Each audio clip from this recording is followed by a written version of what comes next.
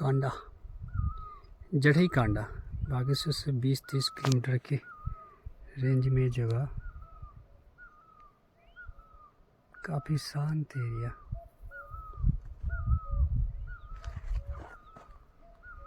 बांस के जंगल है इधर दूर दूर तक, और हम अभी इस एरिया से आए हैं।